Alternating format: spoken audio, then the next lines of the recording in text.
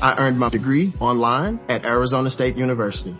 I chose to get my degree at ASU because I knew that I'd get a quality education, they were recognized for excellence, and that I would be prepared for the workforce upon graduating. To be associated with ASU, both as a student and alum, it makes me extremely proud, and having experienced the program, I know now that I'm set up for success. Learn more at asuonline.asu.edu. And now, stay tuned for the program that has rated tops in popularity for a longer period of time than any other West Coast program in radio history. The Signal Oil program, The Whistler.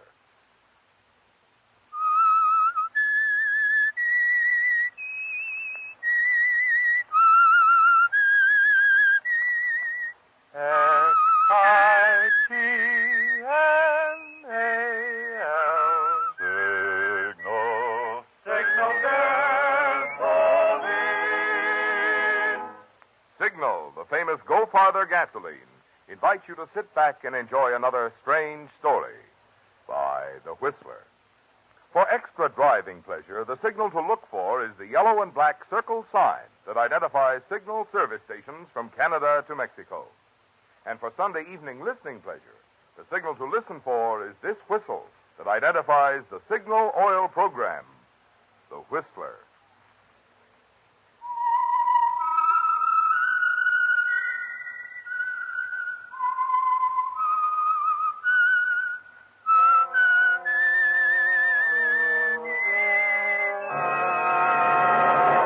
I am the Whistler, and I know many things, for I walk by night.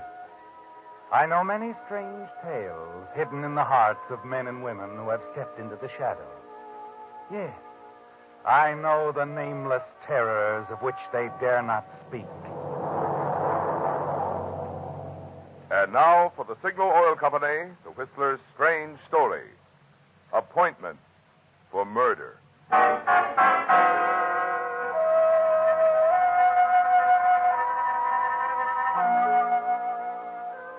The early evening was crisp and dark, with only a handful of winter stars overhead, remote and distant. But the street itself reflected a quiet warmth as Harold Ellis turned into it. Slowly, resolutely walked past the trim, well-kept houses that lined either side. Farther down the block, the lights of his home reached out in the darkness. His home and Valerie's. But Harold wasn't looking ahead to the lights of his home tonight. His gaze was detached, expressionless. This thing had been on his mind for 2 days. This thing in Valerie. Their marriage had been drifting for some time now, and he wasn't sure when he'd stop loving her. It was a quiet breach, his and Valerie's, as quiet as the street on which they lived. He told himself long ago that he'd never leave her. It had something to do with honor, Harold's idea of honor.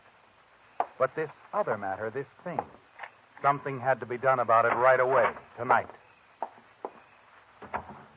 Is that you, Harold? Yes, dear.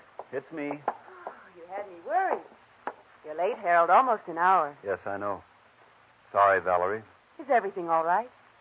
I want to talk to you, Valerie. Of course, Harold. Valerie, I went to the bank yesterday to put some papers in the safety deposit box. Harold, Let me finish, please. The bonds are gone, Valerie. $7,000 worth, all we had. I want you to tell me about it. Oh, Harold. I've wanted to. I've tried to, but I didn't know how.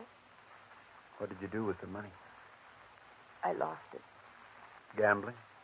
Yes, Harold. Gambling. Oh, don't ask me why. I didn't want to lose our money, Harold. But I did. I just couldn't help it. I thought you were all through with that. I thought you were... Cured? I thought so, too. But, well, I guess I'm not. Oh, Harold, what are we going to do? Nothing. There's nothing to do, except forget it. The money's gone now. Wait, Harold. That isn't all. I still owe the casino $5,000. $5,000?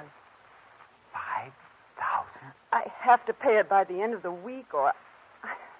But we can't. We don't have $5,000, and we won't have it by the end of this week or next. We just won't pay it, that's all. We have to. Cregan won't stand for it. I don't know what he'd do if we didn't pay it. Cregan? Kirk Cregan. He's one of the owners of the casino. Harold, you've got to see him. Talk to him. Make him give us time. I don't want to see him. It wouldn't do any good. You must, Harold. Don't you see? It's our only chance. Oh, I'm frightened, Harold. Please go. Please. Please do it for me. All right, Valerie, all right. I'll go. I'd better phone. Make an appointment for you. See if you can make it tomorrow night, around 8.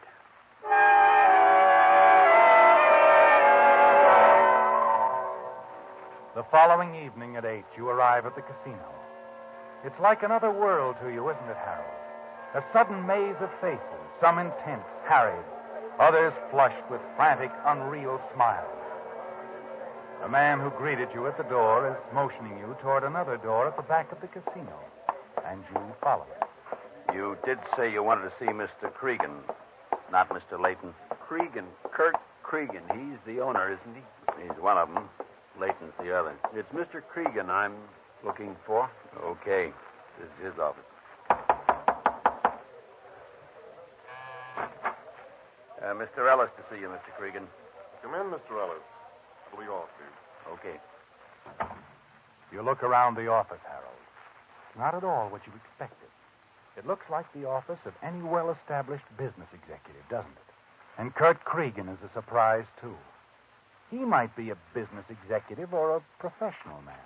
Sit down, Mr. Ellis. Tall, attractive, graying at the temples.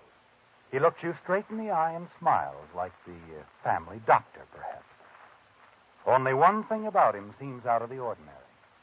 You notice he's wearing gloves, skin-tight gloves. You stare at him, and Kurt quickly answers the question that you haven't asked. The gloves seem strange to you? Oh, sorry, I didn't mean to stare. Forget it. Everybody does. They're doctor's orders. Trying to beat a skin irritation. Hope to get them off soon. Now then, Mr. Ellis. Well, my wife. I understand she owes you $5,000. That's right. Would you care for a drink? No. No, thanks.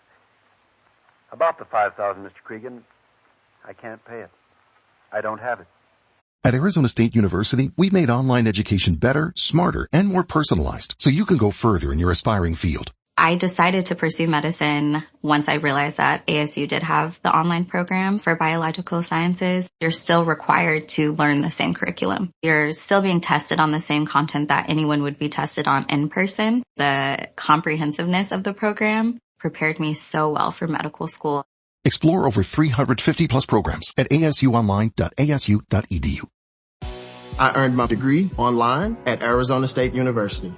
I chose to get my degree at ASU because I knew that I'd get a quality education, they were recognized for excellence, and that I would be prepared for the workforce upon graduating. To be associated with ASU, both as a student and alum, it makes me extremely proud, and having experienced the program, I know now that I'm set up for success. Learn more at asuonline.asu.edu. I don't know much about these things, but I just can't pay it, that's all. Well, Mr. Ellis, gambling debts are no different than any other kind.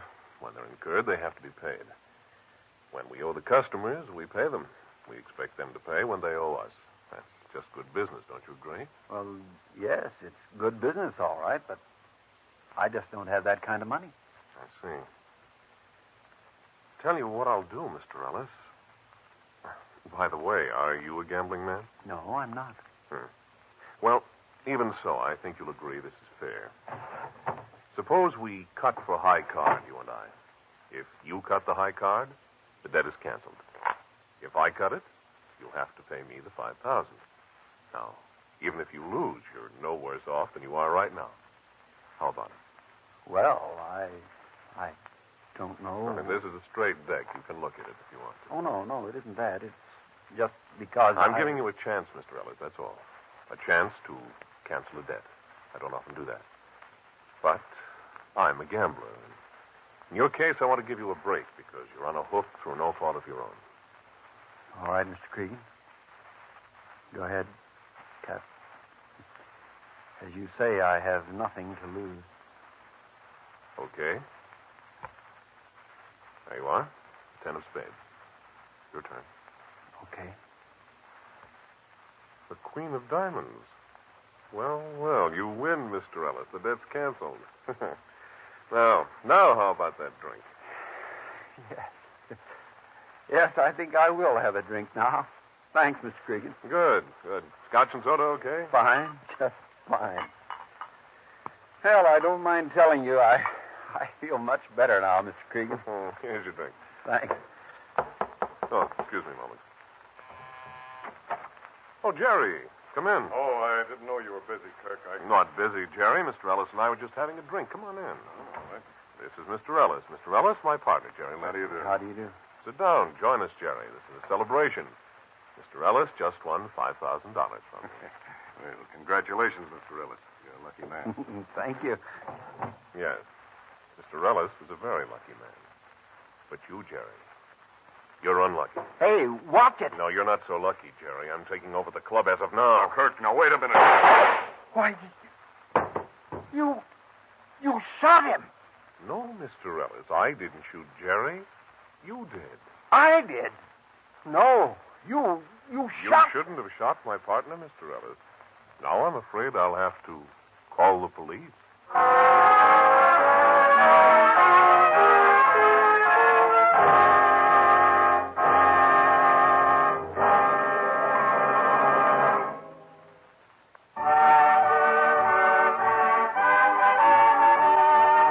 Tonight's $20 Signal gasoline book goes to Earl Dixon of Salinas, California, for this limerick. After hearing the Whistler one night, we tried Signal, and to our delight, we find that our car now goes farther by far, which proves the announcer is right. Signal gasoline. Your car will go far, will go farther gasoline. When tonight's limerick writer said he had tested Signal's mileage and found the announcer right, it was mighty sweet music to my ears.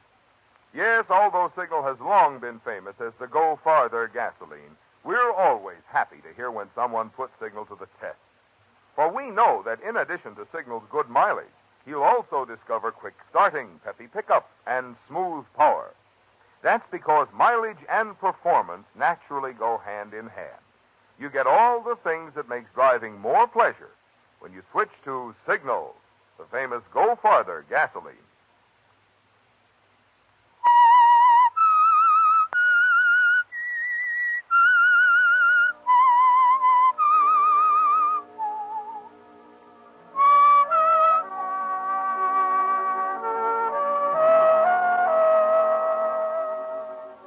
You can't believe what you've seen, Harold. You can't even move. You just sit there riveted to your chair. Kurt Cregan has just fired 2 shots at his partner, Jerry Layton, and killed him. You saw that, Harold. But Kurt says that you killed Jerry. You're frozen with shock. All you can do is sit there staring at Kurt, who smiles down at the automatic in his gloved hand, then smiles quickly at you, and then suddenly tosses you the gun. Here, sucker, catch this gun. Why? Now, little man, your fingerprints are all over the murder weapon. No. You did it. The gloves. Yeah, the gloves. They don't leave prints. You killed one man, Ellis. You're going to kill me, too? No, I didn't. Go on. You got the gun. Pull the trigger. Shoot me. Just like you shot Jerry. No, I won't. I didn't do it. Oh, yes, you did. And I've got to defend myself. You're about to shoot me, too. Go on. Pull the trigger. That was a blank. But you fired the gun, Ellis. The paraffin test of your hands will prove it. And now, killer, I'll have to knock you out. Kurt lunges at you, swings a blow that grazes your cheek, and then falls off balance against the desk, stunned. Panic seizes you. You look around. The window. Must lead somewhere, Harold. Yes, a fire escape, a landing right outside the window. You've got to run, Harold. That's all you can do now. Run. Stumbling, you make your way down the fire escape. Then along the dark alleyway. Hey, get that guy! Stop him!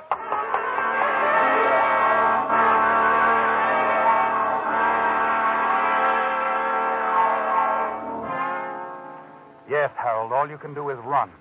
Run into the night until finally you stagger into a darkened doorway to catch your breath. As you stand there and watch the first drops of rain hit the sidewalk and hear the distant rumble of thunder, you realize that you've left your hat and overcoat back there in Kurt Cregan's office. That will help to incriminate you, won't it? Just as the pistol will with your fingerprints on it. And it's your hand that has the microscopic gunpowder blasted into the skin. The paraffin test will show that you and not Kirk fired that gun. Turning up your collar, you move away and walk for hours in the rain, wondering what to do. Finally, just before dawn, you wander into a cheap little hotel on the waterfront. The lobby is deserted. At the desk, you ring the night bell.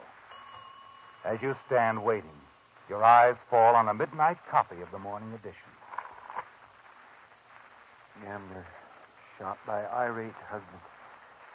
Police seek insurance man for murder of Jerry Layton. Dead man's partner tells of quarrel over gambling debt. What's on your mind, mister? What? You look up from the paper. A man, unshaven, sleepy-eyed, wearing a soiled gray bathrobe, approaches you. I'd like a room, please. Okay. You got any luggage? No. You have to pay in advance. How much? $1.50, front room. Here you are. Okay. Here's the key. Thank you. Just a sec. Got it registered. Oh. Just sign your name here. Yours or anybody else's, I ain't particular. Just as long as you sign a name. That's fine, Mr. Farnsworth. By the way, where'd you get the fat lip, Mr. Farnsworth? What? The fat lip. You've been in a fight? Oh, my lip. No, I... Sure. Room 219, one flight up. 3 doors down the hall on your left.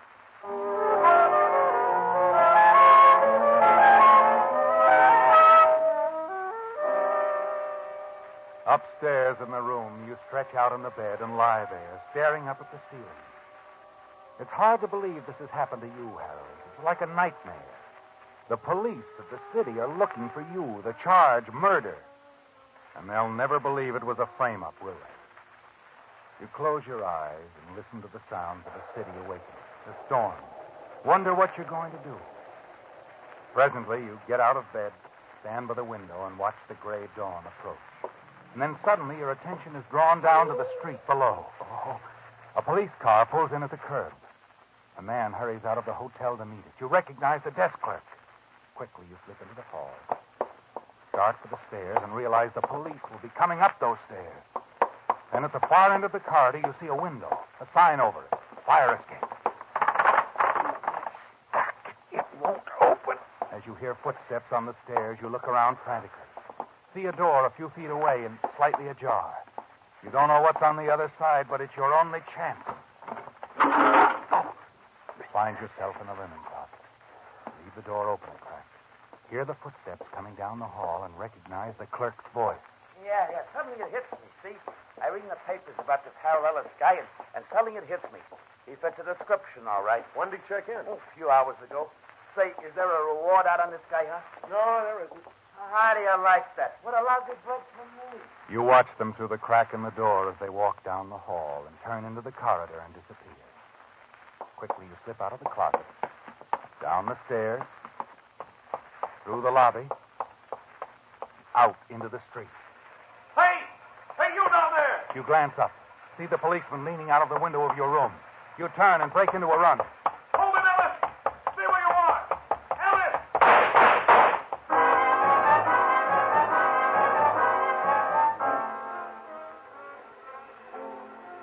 That was close, wasn't it, Harold? For a moment, you were trapped. You make your way to the railroad yards and find an empty boxcar. For the rest of the day, you remain there, huddled behind the big packing cases and not daring to move. You know the police are out there somewhere in the railroad yards looking for you. You wait for darkness and a chance to slip away.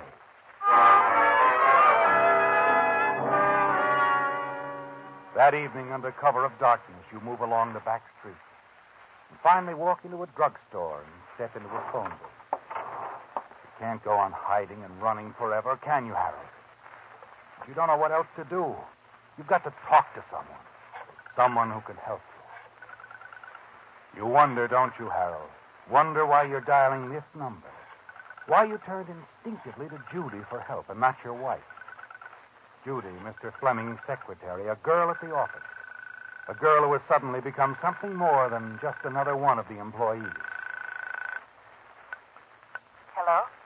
Judy, this is Harold. Harold Ellis. Harold? I'm sorry if I woke you. No, it's all right. I wasn't asleep. Where are you? At the corner of Grove and Fifth. Harold, stay right there. I'll drive by and pick you up. No, Judy, wait.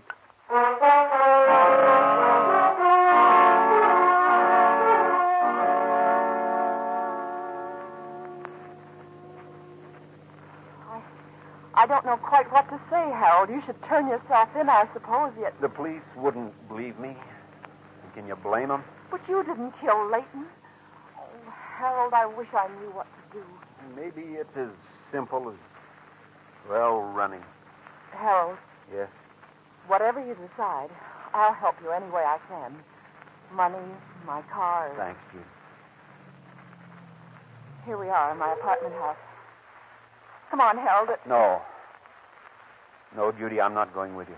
What's wrong? I can't do it, Judy. It isn't right. I can't implicate you in this. Oh, Harold, I don't care. Well, I do. I don't want you to get mixed up in this mess.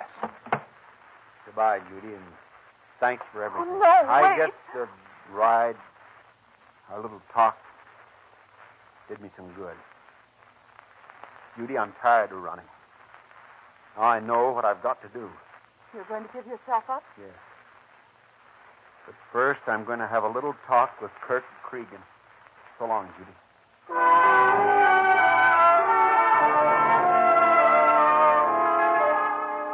Yes, Harold, you know what you've got to do. You've got to get to Kurt Cregan alone and make him talk. You're not certain just how you're going to force him to tell the truth to the police. But he'll tell them, won't he? He's got to.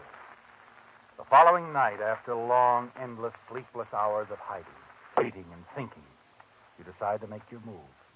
You hurry over to the parking lot and back to the gambling casino, look over the cars, and carefully examine the registration cards.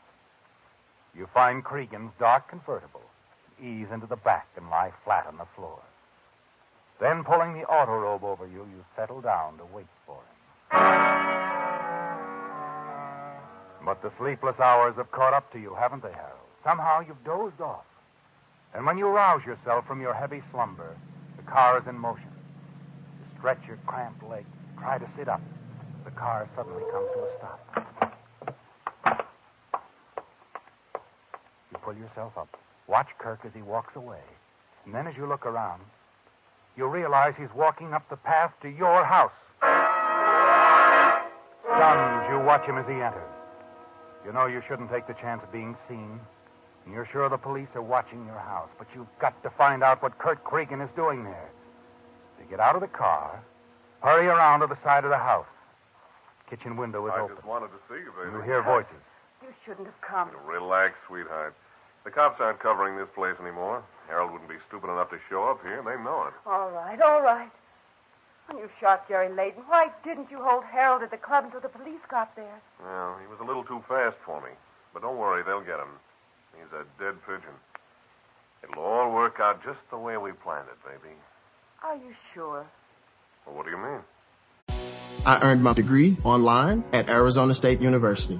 I chose to get my degree at ASU because I knew that I'd get a quality education, they were recognized for excellence, and that I would be prepared for the workforce upon graduating. To be associated with ASU, both as a student and alum, it makes me extremely proud, and having experienced the program, I know now that I'm set up for success. Learn more at asuonline.asu.edu.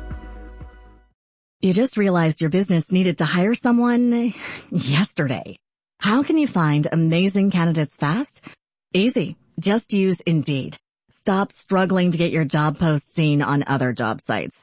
With Indeed sponsored jobs, your post jumps to the top of the page for your relevant candidates, so you can reach the people you want faster. According to Indeed data, sponsored jobs posted directly on Indeed have 45% more applications than non-sponsored jobs.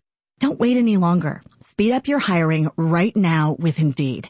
And listeners of this show will get a $75 sponsored job credit to get your jobs more visibility at Indeed.com/ARTS. Just go to Indeed.com/ARTS right now and support our show by saying you heard about Indeed on this podcast. Terms and conditions apply. Hiring? Indeed is all you need. I think you've played me for a sucker, that's all. And now that you've got what you want, but you really want it all the time, the club all to yourself, you're going to walk out on me. Oh, baby, how can you say that? Because I just found out you've been going around with another woman. Oh, no, honey. You deny it? You're all wrong. Believe me, all wrong, Val. You move away from the kitchen window, Harold. You heard enough, haven't you? Besides, you can't take the chance of staying around your house any longer. Valerie and Kirk, they planned it together to frame you for murder to get you out of the way. It's all quite clear now, isn't it? Her story of losing $5,000, making the appointment for you to meet Kirk at the club. You move quickly around to the back of the house, to the porch. Only a few feet away from you now, Harold, is the closet. And in that closet, your old hunting rifle. You can use it, can't you? Kill them both for what they've done to you. Suddenly you stop, 1 foot on the step, and stand there in the darkness for a moment. Then you close the door again and turn away. You can't do it, can you? In spite of what they've done to you, you just can't kill.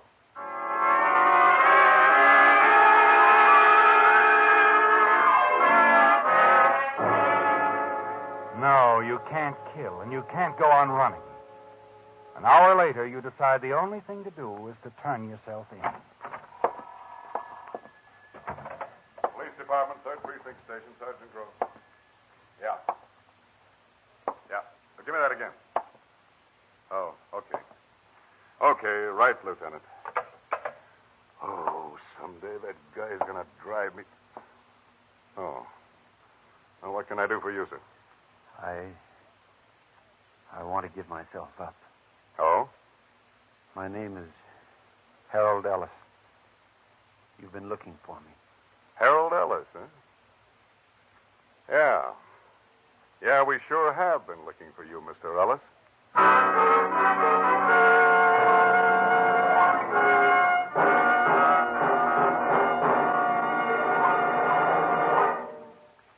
Because many of you drivers will be buying a new battery before the cold spell ends, here's a word of wisdom.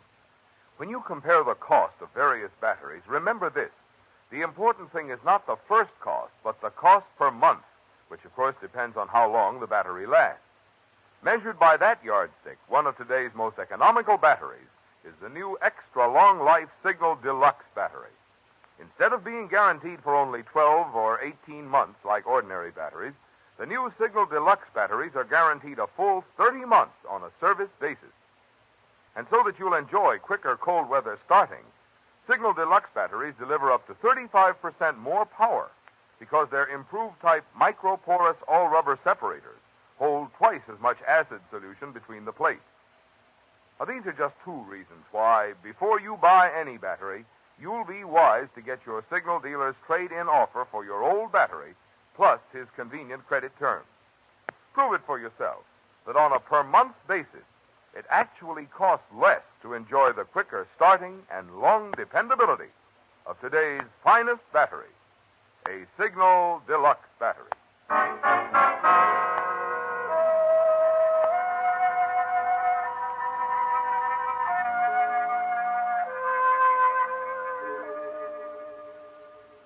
It was a shock, wasn't it, Harold, learning that your wife, Valerie, and the gambler, Kirk Cregan, had planned it together to frame you for murder.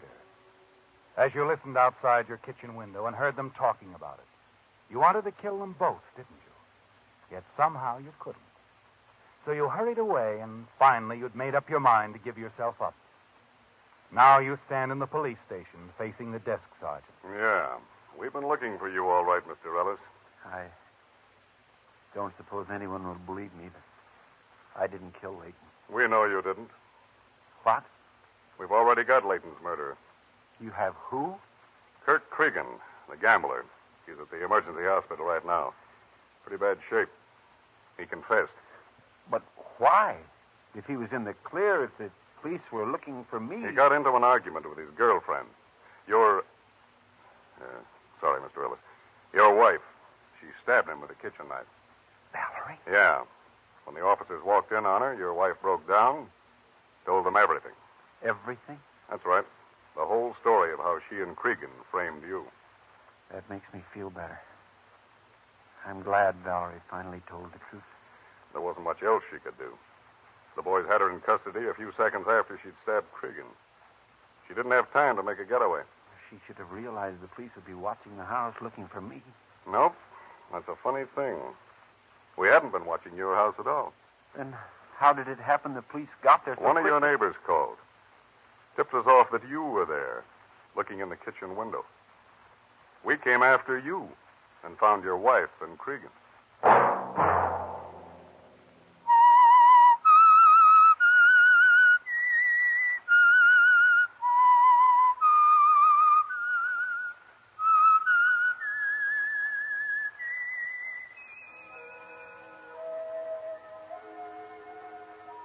Let that whistle be your signal for the Signal Oil program, The Whistler, each Sunday night at this same time. Brought to you by the Signal Oil Company, marketers of Signal gasoline and motor oil and fine automotive accessories. Remember, if you would like the fun of having your friends hear a limerick of yours on The Whistler, the address to which to send it is the Signal Oil Company, Los Angeles 55, California. All limericks become the property of the Signal Oil Company. Those selected for use on The Whistler will be chosen by our advertising representatives on the basis of humor, suitability, and originality. So, of course, they must be your own composition.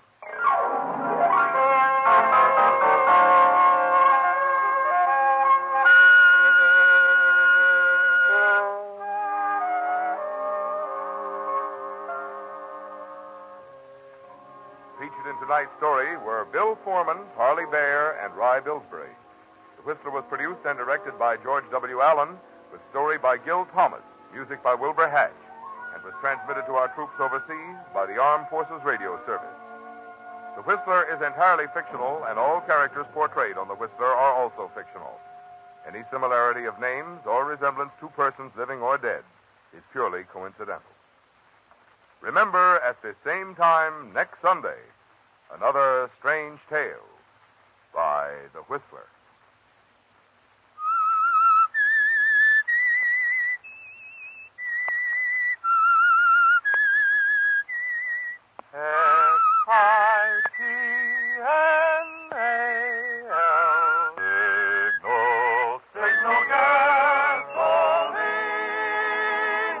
Over 228,000 disaster victims received aid last year from the Red Cross. So that no unfortunate person will be turned away this year, let's all give enough when we're asked to give to the Red Cross. Marvin Miller speaking for the Signal Oil Company. By the way, Whistler fans, if you didn't hear Jack Benny's parody on the Whistler this afternoon, be sure to tune in his repeat broadcast at 9:30 tonight over these same stations. This is CBS, the Columbia Broadcasting System. You just realized your business needed to hire someone yesterday. How can you find amazing candidates fast? Easy. Just use Indeed. Stop struggling to get your job post seen on other job sites. With Indeed sponsored jobs, your post jumps to the top of the page for your relevant candidates, so you can reach the people you want faster. According to Indeed data, sponsored jobs posted directly on Indeed have 45% more applications than non-sponsored jobs. Don't wait any longer. Speed up your hiring right now with Indeed. And listeners of this show will get a $75 sponsored job credit to get your jobs more visibility at Indeed.com/ARTS. Just go to Indeed.com/ARTS right now and support our show by saying you heard about Indeed on this podcast. Terms and conditions apply. Hiring? Indeed is all you need.